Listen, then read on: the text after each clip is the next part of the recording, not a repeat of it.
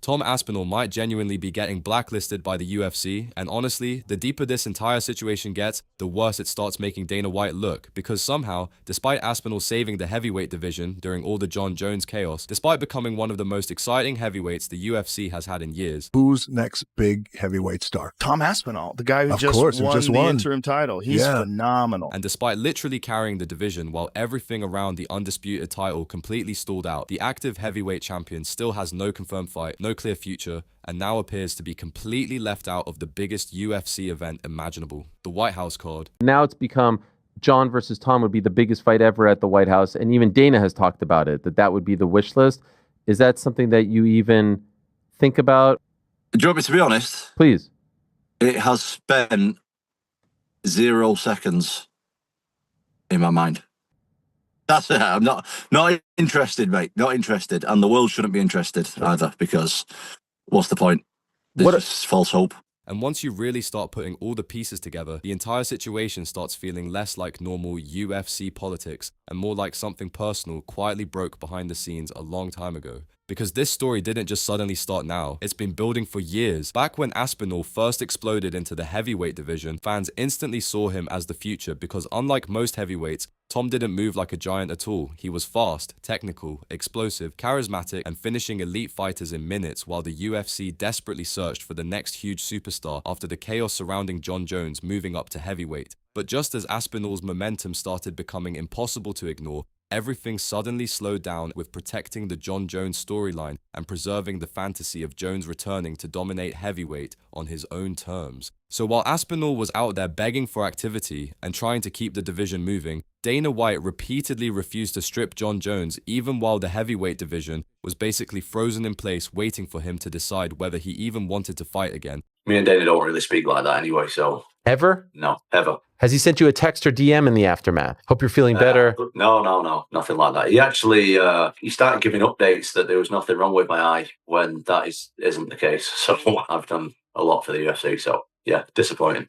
And fans slowly started becoming more frustrated by the month as it became obvious the UFC would rather protect Jones than fully commit to building Aspinall into the face of the division. At first, people tried ignoring it. Then things started getting weird. Because behind the scenes, rumors started building that the UFC had spent months trying to force Jones versus Aspinall together, only for Jon to reportedly keep pulling away from negotiations and stalling the process, leaving Dana White furious after publicly building the fight up as the biggest heavyweight fight possible, and somehow, through all this chaos, the one person constantly left sitting in limbo was Tom Aspinall himself. And honestly, the moment fans really started turning on the UFC was when Aspinall revealed he didn't even properly find out he had become undisputed heavyweight champion through some huge, respectful moment arranged by the company, but instead basically discovered it randomly overnight after Dana White casually announced it publicly, which immediately created this strange feeling online that the UFC viewed Aspinall more like an inconvenience than the future heavyweight superstar he was supposed to be.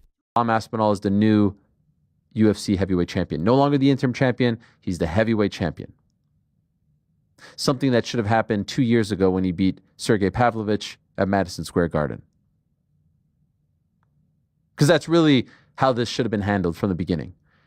Should have been handled. Jon Jones couldn't fight November of 2023. They called Tom Aspinall to save the day. He fights on 2 weeks' notice against Sergey Pavlovich. He knocks him out in a couple of minutes. He should have been the champion on that night. He should be approaching the 2-year anniversary of his reign. He beat Curtis Blades in July, probably should have fought once already this year, maybe even this coming weekend.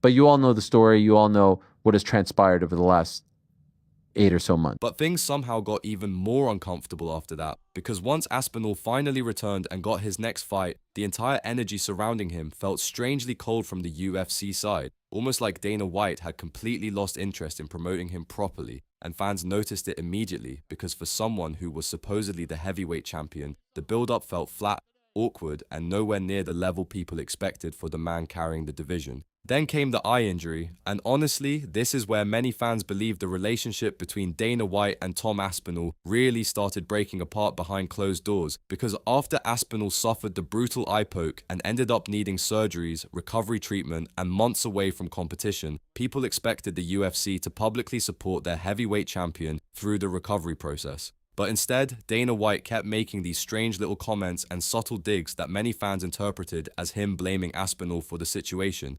Do you have any updates about the eye of Tom Aspinall, and is there a rematch in the works? Oh, Jesus, don't let me talk about Tom Aspinall's eye.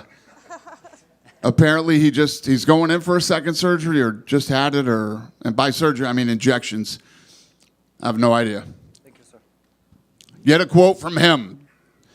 God fucking forbid I say something about it. Go ahead. Or implying he had somehow quit, even though reports suggested the injury was genuinely serious and affecting his future badly. And once fans started noticing those comments, the entire MMA community suddenly became obsessed with this weird, unspoken tension between Dana White and Tom Aspinall, because nobody was openly saying they hated each other, but everybody could feel something was clearly off behind the scenes. Then the White House card rumors started building. And from the outside looking in, this should have been Tom Aspinall's moment, because the active heavyweight champion fighting on the biggest UFC event ever held sounds like the easiest promotional layup imaginable, except somehow the conversation instantly shifted straight back toward Jon Jones. Again, the second he started teasing a return from retirement, and fans completely lost their minds because after years of delays, politics, and heavyweight chaos caused by Jones controlling the division from the shadows, people genuinely couldn't believe the UFC seemed ready to push Aspinall aside all over again for the exact same storyline.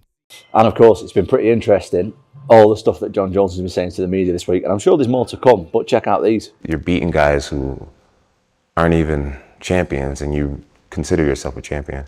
He's not a champion. So Jon said I need to fight more champions, but this is the problem I've got. Jon is the champion, and he won't fight me. But then the entire situation somehow became even messier once Dana White aggressively started moving into boxing, creating tension across combat sports, and reportedly frustrating promoters like Eddie Hearn after pulling talent and attention toward his own plans, because now Eddie Hearn suddenly getting linked to Tom Aspinall's future has fans believing something much bigger could eventually happen.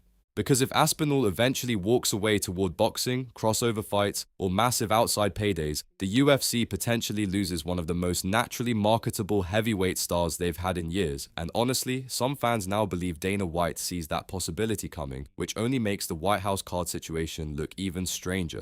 Meanwhile, Aspinall himself continues hinting at unfinished business, especially against Cyril Gane, while openly talking about the frustration surrounding the heavyweight division and how chaotic the last few years have been trying to navigate all the politics surrounding his career. And honestly, that's why this entire situation has exploded online recently, because this no longer feels like normal UFC matchmaking drama anymore. It feels personal, like something behind the scenes between Dana White and Tom Aspinall quietly broke a long time ago. And now, the heavyweight division may be paying the price for it.